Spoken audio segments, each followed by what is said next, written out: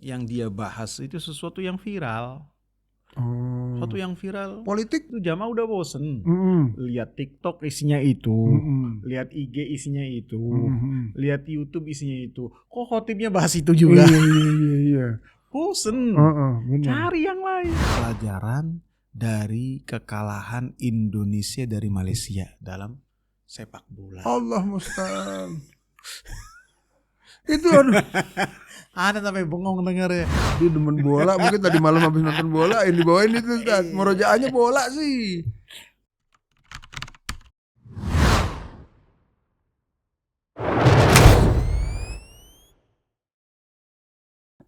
Ustaz, di saat antum mengisi khutbah Jumat, kan tidak semua masjid itu yang sesuai dengan sunnah.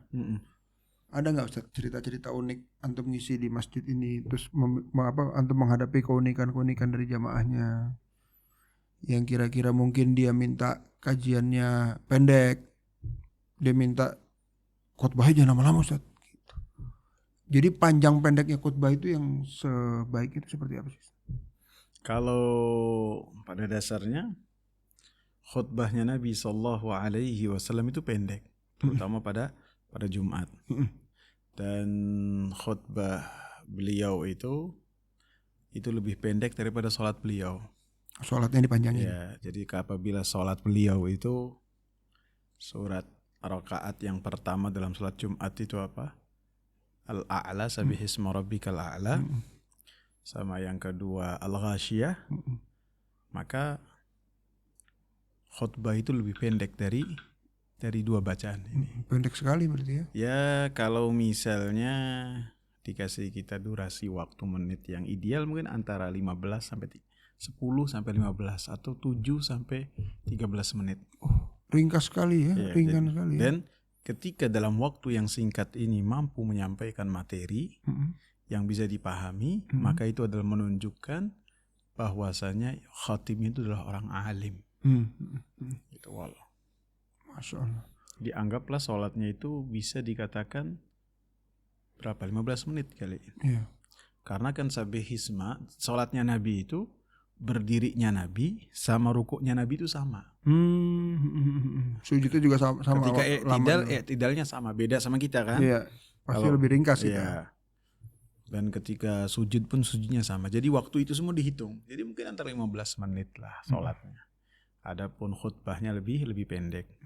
Lebih-lebih khutbah Jumat itu sifatnya pasif. Tidak ada tanya jawab. Iya betul. Tidak ada interaksi antara jamaah dengan ustadz. Gitu. Makanya disunahkan untuk cepat.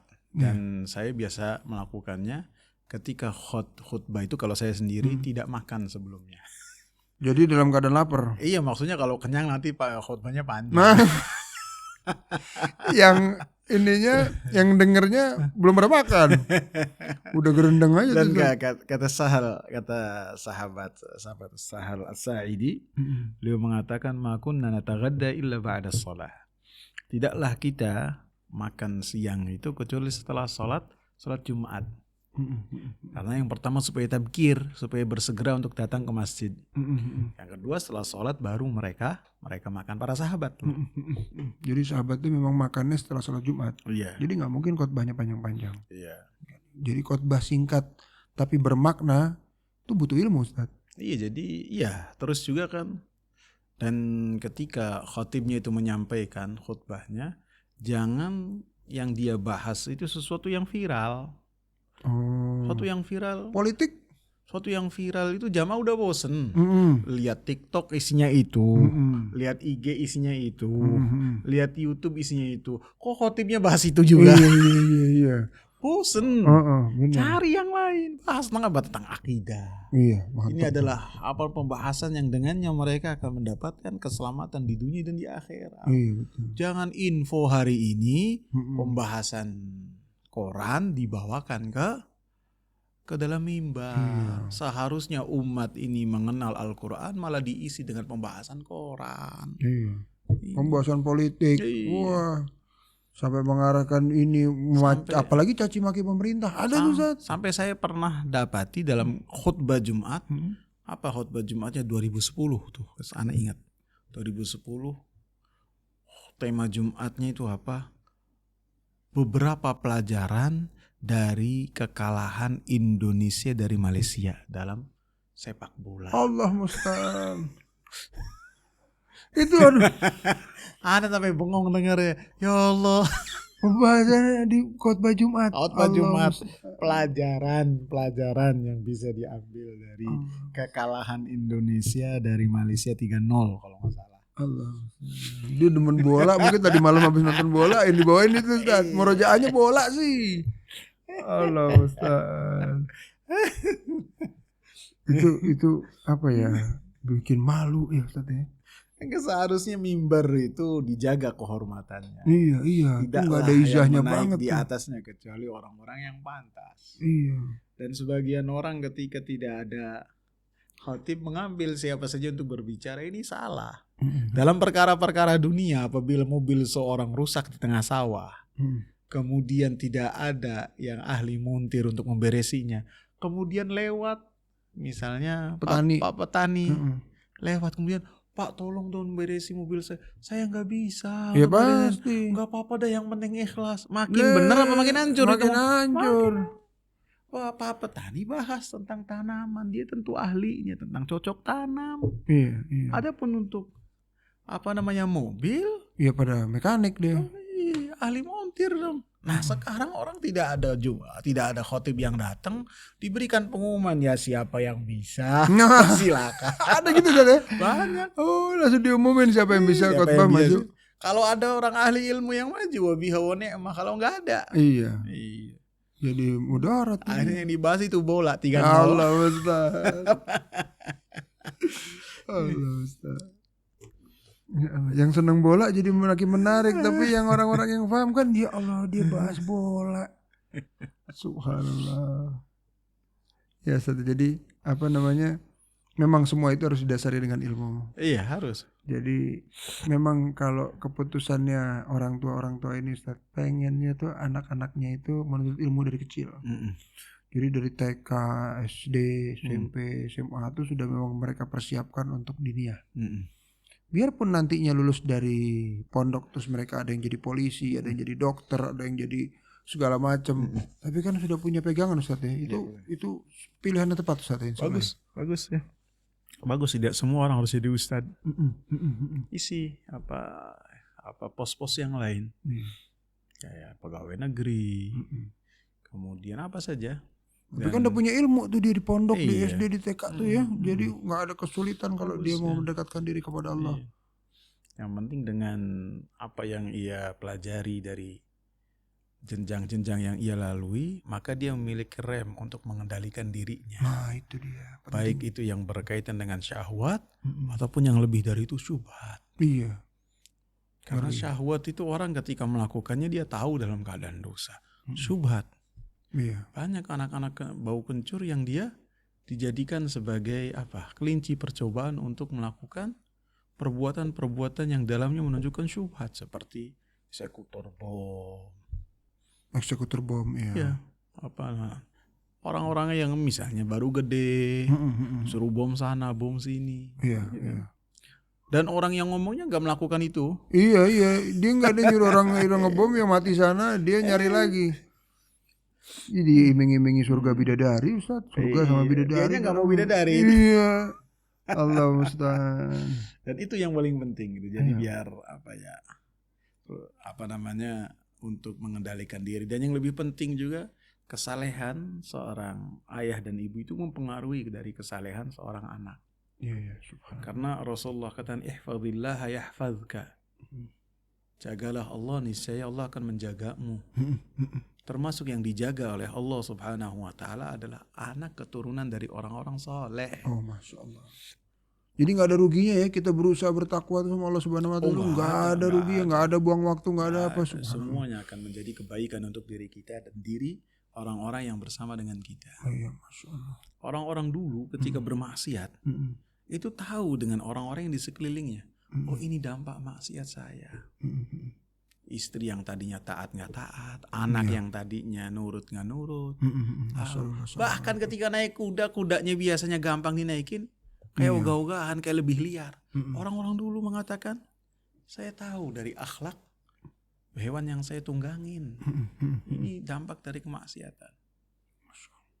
Kemarin tuh berita anak-anak SMA yang di pondok, ada beberapa dia ngumpet-ngumpet, dia pakai HP, terus dia main game, ternyata judi. Jadi dia pikir itu game lah ya awalnya, lalu coba mainin, terus mungkin dia asik ya, terus menang, dapat duit. Jadi kan kita miris ya, maksudnya anak pondok ada yang kena judul. Tapi ternyata Ustadz, Ana dapat berita lagi, anak-anak SMA sekarang Ustadz, itu banyak Ustadz pada main judul. Jadi anak-anak SMA tuh, dan itu nggak ada yang ngerem. Kalau di pondok kan dia ngumpet-ngumpet, karena kan handphone kan nggak boleh. Kalau di SMA yang lain, negeri apa segala macam kan handphone bebas tuh. Dan itu mereka pulang sekolah pada judul. Subhanallah. Jadi nanti ini begitu mereka menang, mereka pakai uang jajan dikumpulin, mungkin minta sama orang tuanya apa, mungkin mereka pada yang punya jam dijual apa buat modal, dapatnya gede Ustaz. Tapi judul itu kan diatur, bener-bener nanti udah banyak duit baru dimakan sama mereka, itu diambil. Lah itu Ustaz, setelah duitnya habis, yang lebih menariknya itu ya musibah ya, setelah duitnya habis muncul iklan pinjol. Satu paket tuh, emang kerjasama tuh. Modalnya jangan-jangan yang punya satu sama itu. Modalnya apa Ustaz? KTP doang. Modal KTP kirimin ke sana, udah dia dapat KTP, ditransfer 5 juta, dia buat judul lagi, hancur lagi, habis lagi, tambah lagi, nggak bisa, kadang udah tambah, akhirnya ditagih mana ke rumah orang tuanya. Allah musta'an, orang tuanya pegang kepala, kenapa nih, ada apa nih? Ini Pak, ini ada bukti apa bahwa punya utang sekian, itu utangnya judul, utangnya pinjol gitu, digunakan untuk apa? Untuk judul. Emang satu paket. Ada yang anak SMA itu bunuh diri Ustaz. Anak SMA bunuh diri. Ada yang suami yang dibakar sama istri juga ada, gara-gara suami main judi terus. Jadi kalau suami dibakar istri, iya, mati gara-gara suaminya itu terus judi terus. Dikasih tahu nggak dengerin, mungkin dia emosi ya. Jadi orang-orang yang kerjaannya PNS, ada yang tentara, polisi, itu banyak kena judul. Terus juga sampai anak-anak sekolah apa segala macam. Makanya kalau misalnya tadi kita bahas dari TK, SD, SMP-nya udah ditanam agama gitu Ustaz. Mungkin bisa lebih ngerem ya sama yang begitu ya. Iya, karena itu pun yang dari santri itu yang kena itu cuma 1-2, yang lainnya baik-baik aja gitu. Langsung dikeluarin sama pondok. Tapi memang apa ya, luar biasanya tuh itu menyasar ke semua kalangan Ustaz. Tua, muda, anak-anak, benar-benar yang pejabat, anggota DPR, tentara, pada main polisi, pada main judul. Allah musta'an. Udah jelas-jelas mungkin ditutup kali ya hatinya ya. Itu kan diatur gitu loh, diatur gitu. Yang lawan tanding aja kita susah menang. Iya. Hadap-hadapan. Iya. Apalagi yang kayak begitu, online begitu, apa Allah Ustaz. Jadi apa ya? Ya betul, jangan pernah berhenti berdakwah Ustaz ya, untuk para ustaz ini ya. Masya Allah. Semua juga orang tua harus mendoakan anak-anaknya. Tidak cukup hanya menaruh ke pesantren, menaruh ke sekolah, seakan-akan tugas dia sebagai orang tua selesai. Tidak. Orang tua harus memiliki peranan, harus minimal berdoa. Ya Allah, minimal dia menjadi pribadi yang saleh. Kerjasama juga sehingga keturunannya dijaga oleh Allah. Sa'id bin al-Musayyib sampai mengatakan kepada anaknya, saya senantiasa memperbaiki kualitas salat saya min ajlik, supaya engkau dijaga oleh Allah. Masya Allah. Masya Allah. Sampai seperti itu memang harus. Dalam kisah Nabi Khadir dan Nabi Musa, ketika Nabi Khadir memberesi dan membangun tembok yang runtuh dengan hanya mengatakan akim, tangannya diginikan, kemudian tembok tersebut berdiri. seakan-akan baru dibangun. Terus Nabi Khidir menceritakan bahwasanya di bawahnya itu ada harta untuk 2 anak yatim. Allah menginginkan supaya nanti anak ini dewasa, kemudian balik, kemudian mengambil harta tersebut untuk dimanfaatkan. Kenapa sampai sama Allah dijaga? Wa kana abuhuma shalih. Bapaknya itu orang soleh. Bapaknya anak-anak yang itu. Orang soleh. Orang soleh dijaga oleh Allah. Sampai keturunannya pun dijaga. Masya Allah. Iya benar. Pokoknya udah intinya kita berusaha sekuat tenaga bertakwa kepada Allah Subhanahu wa taala gitu Ustaz. Iya. Insyaallah Ustaz. Terus jangan pernah stop atau ada sedikit malas untuk berdakwah segala macam para ustadz ini ya. Iya. Orang-orang yang berilmu ya ini Ustaz. Yang enggak punya ilmu belajar. Belajar. Jangan terus dakwah. Belajar. Hadiri majelis ilmu. Majelis ilmu yang kita yakin dengan keilmuan. Orang terlalu semangat Ustaz. Mau langsung dakwah aja. Sallallahu alaihi Rasul. Harus belajar. Minimal untuk diri kita sendiri dulu. Untuk keluarga. Kemudian setelahnya kita lebih banyak menghadiri majelis-majelis ilmu. Nazalat alaihi musakinah, ada ketenangan. Ada rahmat, ada malaikat, dan yang paling penting wa dzakarahumullahu fi man indah. Disebut oleh Allah nama orang-orang yang menghadiri majelis ilmu. Sekali lagi pilih majelis yang benar, jangan salah majelis. Iya. Nanti majelis yang kayak gitu yang majelis yang dibahas dalamnya Al-Quran, dikenalkan Al-Quran, dikenalkan Sunnah. Setelah kita keluar dari majelis tersebut, kita lapar untuk berbuat amal soleh. Dapat ilmu kan tuh. Bukan dalam majelis tersebut kita bahas tentang si fulan. Hancur hati kita. Ketawa-ketawa, ngakak-ngakak. Dan yang namanya majelis ilmu bukan ajang cari jodoh. Kan dalam hadis yang menyebutkan tentang keutamaan ilmu, man salaka tariqan yaltamisu fihi ilman. Siapa yang menempuh satu perjalanan dalam rangka mencari ilmu, bukan relasi. Iya benar. Maka ganjarannya apa? Sahalallahu lahu bihi tariqan ilal jannah. Allah mudahkan dengan dia menuntut ilmu jalan menuju surga. Dan yang di dalamnya dibahas Al-Quran dan As-Sunnah, hadis-hadis Nabi. Di dalamnya dibahas dengan haddatsana. Di dalamnya disebutkan para ulama, para sahabat, sehingga kita mengenal Rasulullah, mengenal para sahabat, cinta kepada mereka. Wal mar'u ma'aman ahab. Dan manusia akan dikumpulkan oleh Allah dengan siapa yang mereka cinta. Kalau cintanya orang-orang kafir, dikumpulkan sama mereka.